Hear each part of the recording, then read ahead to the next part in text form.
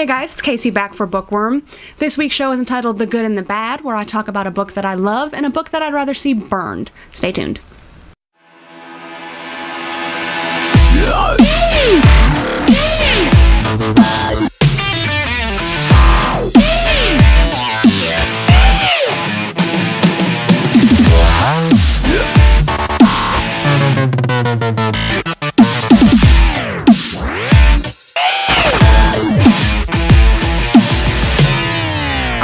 The first book we're going to talk about today is Mr. and Mrs. Fitzwilliam Darcy, The Two Shall Become One by Sharon Latham. Now this is really a case where I should have judged a book by its cover, because anything with a title that cheesy is probably not going to get any better once you crack the book open. Now this is a sequel to the original Pride and Prejudice novel, and I had a lot of high hopes for this because if you're anything like me, you loved Pride and Prejudice. It's a classic, it's timeless, and pretty much everyone can relate to it on some point. But the issue here is the author, who had such great source material to pull from, really fell short. She had two characters who are probably two of the most beloved characters in fiction, and she didn't live up to the name, to what she could have done with it.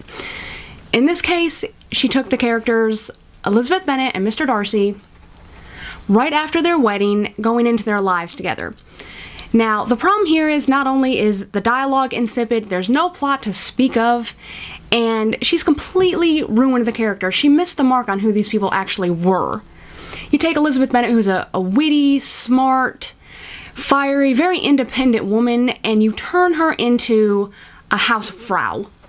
She becomes unable to do anything other than think about what her husband would want. She's no longer fiery, she's no longer has a bit of a temper. And Mr. Darcy, who's a very broody, kind of arrogant asshole, but we love, has become an overwrought, pussy-whipped bitch. Now, I mentioned the dialogue. The dialogue in this book is terrible. In the original Pride and Prejudice, we had some of the best, most witty conversations between these two characters, and in this new book, they're reduced to just spouting their love for one another in the most insipid, overwrought tones that really make you want to throw up a little bit in your mouth. It's so bad. It's a whole lot of, "But thou art my heart, my dear." And you lose everything that made these two characters interesting in the first book. You lose their kind of their conversation, their back and forth, which made up the best parts of the original book. And this new version has no plot to speak of. That is, you have Elizabeth Bennet gets kind of harassed at a party, and Elizabeth Bennet gets lost in the woods. Throw in some Harlequin sex scenes, and that's really the entire book. You don't get any progression of the characters, you don't give a crap about them like you did in the original Pride and Prejudice. Okay, one of my major issues with this book is the sex scenes. Not that I have a problem with sex scenes in general. I like a steamy book romp as much as the next lonely cat-owning house lady. But my issue is they have to be well done. They have to be sexy and interesting and make you kind of want to be there. The sex scenes in this book, not so much.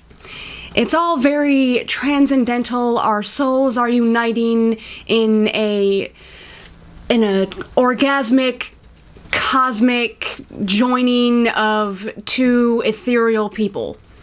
No, that's not what we want to read. When Lizzie and Darcy finally get to the bare bones of issues, we want it to be hot. We want it to be sexy, not the melding of two souls who are destined to love each other for all eternity. It's not enjoyable. It's not fun to read. And when you use it in lieu of an actual plot, then you have a major issue. Sex scenes are great, but they shouldn't help the book limp along, no pun intended, in lieu of any actual dialogue or anything interesting or character development. You shouldn't use it as a stepping stool to try to get to where you think you're going with a book. And this book has way too many sex scenes, and none of them are very well done. They have sex in the room, on the grass, in the shower, on the stairs, everywhere you can think of, and it's not compelling in the least. One of the last things I want to talk about with this book is the idea that you're going to take someone like Jane Austen, who was kind of ahead of her time as far as women being independent thinkers, being smart, being able to make their own choices, and you completely throw all of that into reverse. You undo everything that she was actually working to put out there for women, and you turn Elizabeth Bennet back into a meek, docile, pretty to look at, nothing between the ears kind of woman. You take away all her fire, and you make her incredibly, incredibly boring. And that's the main issue with this entire book, is it's all boring. Now, me personally, I picked up this book hoping to see a little more of the verbal sparring, the tension between these two characters. Because, I mean, what happens when you have two incredibly stubborn, strong-willed, intelligent people, and you throw them into a house together? After all the hand-holding and looks across the crowded room, these two people are finally alone together. What are they going to do? What are they going to talk about? And that would have been interesting to see how these people actually learn to deal with each other on a daily basis now that the strappings of, polite society are torn away. And we didn't get any of that. We didn't get any of that interesting character development as these two people learn to deal with each other after the honeymoon is over. So those are my major flaws with this book. Not well written, overblown, overdone, and you took the source material that was available and you kind of chucked it in the fire and did your own thing. Doesn't really work for the Pride and Prejudice hardcore fans like me. So, that's how we have it again. Mr. and Mrs. Fitzwilliam Darcy, Two Shall Become One. If you see it in the bookstore, burn it. Buy it and burn it so no one else accidentally stumbles across it. Alright guys, the book that we're going to talk about that I absolutely loved is called Life After Life by Kate Atkinson. I read this book recently and I was completely blown away by it. The story follows the life of Ursula Todd, or I should say the lives of Ursula Todd. The book opens with her being born on a snowy evening in the late 1890s, and she immediately dies. And she's born again, and again, and again. And she keeps going on to die in various ways throughout time. And she keeps coming back and being born over and over again. And as a reader, we're left wondering why. Now, the book explores what I think is a really interesting idea of how much in life is chance, how much is random, and how much is actually predestined. Are we meant to end up somewhere? Was Ursula Todd being born over and over and over again in the attempt to come to this one finite time, this one finite area and time? Or are all her different lives just random acts that have led her back and forth? Now, we're never really given an exact idea. We're never really told outright by the author what has happened or why Ursula keeps coming back or how that's even possible, or if she even ends up where we think she ends up. But we're left being able to ask ourselves, what would we do? If you could go back and change everything, what would you change? What would be worth changing that for? Because in every life that changes for Ursula, she loses something. She gains something and she loses something. What would you be willing to lose in order to gain this other thing? And I think that's one of the really interesting things that the book makes the reader think about. And I like a book that makes me think. Some books are fun to read, they're light, they're junk food for your head, and that's great. But every now and then you want to sit down and read a book that makes you go, what the fuck? And this is really one of those good books. And unlike the other book we talked about, the characters here are completely well-rounded, they're super well-developed, they're nuanced. You believe Ursula in every single life she has. And in every single life, she's someone you want to know, you want to be around. And each different variation of her is its own character. It's its own completely developed person. And all the outlying characters, her family, her friends, the different people she meets along the way, each one of them is fully developed. You never have to, you don't feel like you're looking at stock characters. They're all very unique. And each life that Ursula goes through is subtle, it has very minor variations and some glaring differences. But each single life is its own story, it's its own book almost. You're never left feeling wanting with this book.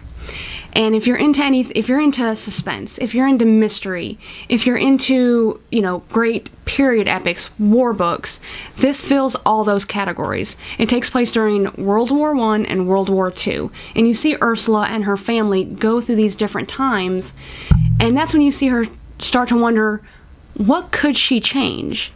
She keeps coming back. What could she change in these two great world wars? Begs the question, if you could go back and kill Hitler, would you? I would think yes. And we see Ursula fight with that and wonder, if she does this thing that she thinks is a good thing, what else is going to be sacrificed on the other end? Now I've thought about that. If I could go back and kill Hitler, yay, we've saved millions of lives. But what is going to change? And that's another thing that I think the book really hits on, is a tiny decision made here has drastic effects later on. And you never know what's important in the moment that's going to change everything in the future. And I think one of the most compelling aspects of the book, other than Ursula herself and her family, and watching her progress from a child to an adult over and over and over again, is the idea of the war itself. Some of the major parts of the book take place during World War II, and it becomes its own character. The war takes on a living, breathing presence in the book that propels the characters, the plot. It propels Ursula to do these horrible things that you think are bad at the time, but really end up being important later on. So, if I had to give a recommendation to anyone on this book, I would give it in a heartbeat. 2 thumbs, way, way up. Not the least bit sucky. So, if you're looking for a book that you can really become absorbed in, that's going to take it over, you're going to be reading until 4 o'clock in the morning because you can't put it down, I highly recommend this book. But I also recommend that you read it twice, because you're going to go through it again and you're going to pick up subtle things in each one of Ursula's lives that you completely missed the first time, and it's going to change the tone of not only her lives to come, but the entire book itself. Got to pay really close attention or you're going to miss something really important. I found myself having to flip back pages to be like, okay, what happened here that makes this new thing important? Or characters that suddenly pop up and you don't know who they are. Go back and reread. You'll figure it out. It may take you a little while. That being said, I highly recommend the book. Yeah. And not only that, but the actual sex scenes in the book are not good. They're not well written or sexy. It's our souls meld together in a trembling of our, powdery white limbs. It's horrible.